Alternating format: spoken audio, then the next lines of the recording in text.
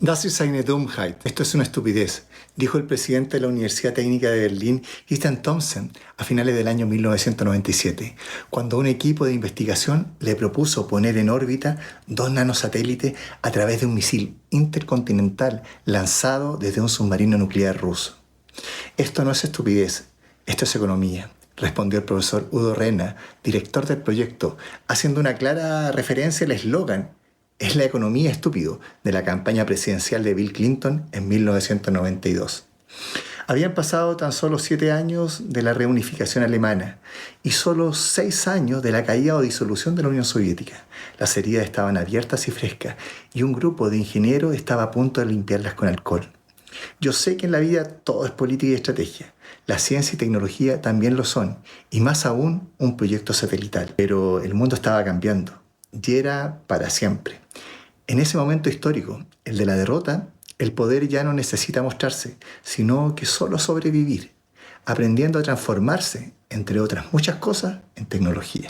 En ese mismo año llegué a estudiar a la Universidad Técnica de Berlín y uno de mis profesores, guía, era el doctor Fridtjof Voss, que estaba trabajando en muchos proyectos, pero uno me pareció increíble: la construcción y puesta en órbita de los 2 ya mencionados satélites, denominados TVSAT-N y N1, los cuales tenían como objetivo el seguimiento de animales migratorios, las comunicaciones y telemetría, el monitoreo ambiental y principalmente demostrar la utilidad y versatilidad de los nanosatélites. Esto me sorprendió e impresionó. Mi nueva casa de estudio tenía 2 satélites puestos en órbita y estaba trabajando en otros 2. Y yo venía de un país que en 1995, en su primer intento de acceder al espacio, su satélite Fasat Alpha se había quedado adherido al satélite ucraniano SIG-1.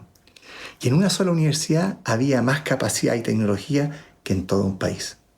El proyecto estaba a punto de fracasar, ya que para ponerlos en órbita, en una órbita exclusiva y única, y en las condiciones que se necesitaba para cumplir con los objetivos, los costos de lanzamiento eran impagables.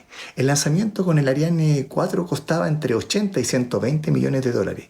El lanzamiento a través de la NASA costaba aproximadamente 400 millones de dólares. Y el presupuesto total del proyecto era tan solo de 2,5 millones.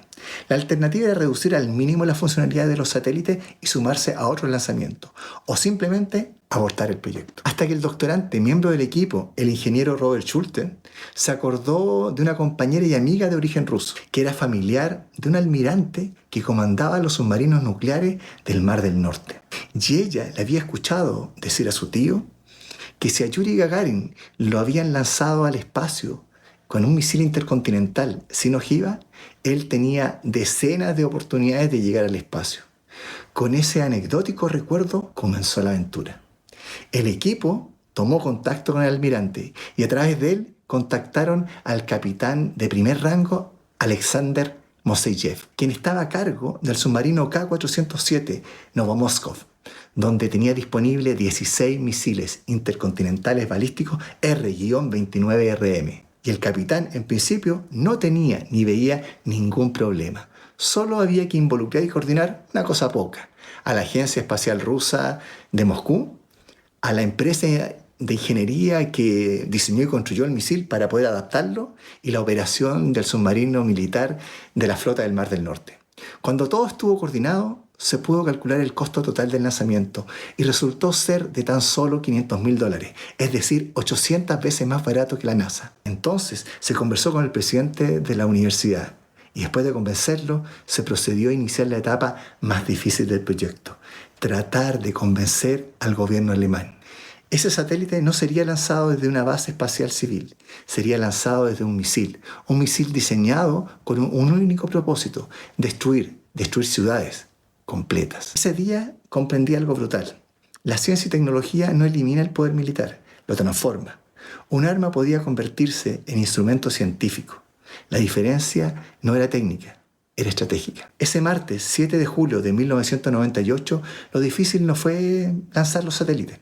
Los ingenieros sabían hacerlo, las ecuaciones estaban resueltas, la física orbital ya no era problema. De hecho, el doctorante Robert Schulte tuvo que ir a Rusia y embarcarse en submarino para verificar el lanzamiento. El capitán, haciendo gala del humor negro ruso, Al momento de apretar el botón de lanzamiento, comenzó un relato épico. En este momento, Estados Unidos está iniciando su fase 1.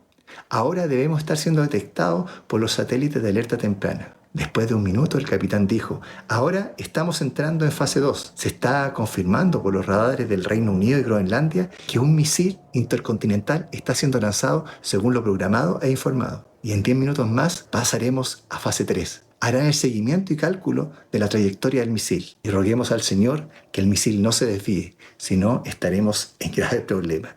Robert contaba que sintió que se desvanecía. El miércoles 8 de julio a las 18:30 horas acompañé al profesor Voss al laboratorio donde estaban los sensores que revisarían si los satélites pasaban o no por encima de Berlín. Al sentir la señal, la emoción de todos los presentes fue indescriptible. Yo me sentí testigo de una historia que si la contaba, nadie me la creería. Fui testigo de cómo se hace historia a pesar de la historia. ¿Por qué el proyecto de satélite de la Universidad Técnica de Berlín fue un evento históricamente único? Porque fue el primer lanzamiento orbital desde un submarino sumergido. Representa la transición simbólica de la posguerra fría, transformando un arma nuclear en un instrumento científico. Mostró que las universidades podían desarrollar satélites reales y operativos. Anticipó el modelo actual de nanosatélites y CubeSat.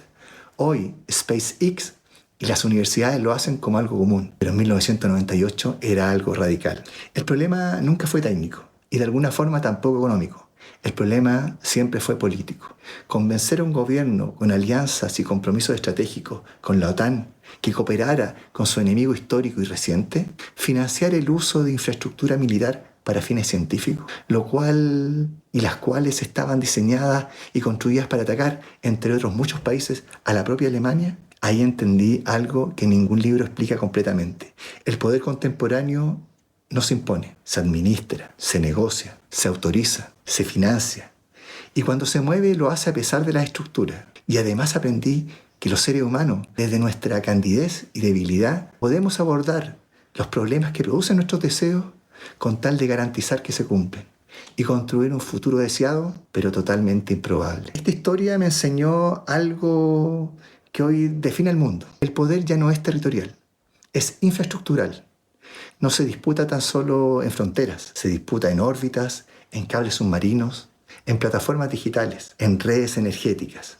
El poder contemporáneo no se ve, pero organiza el planeta.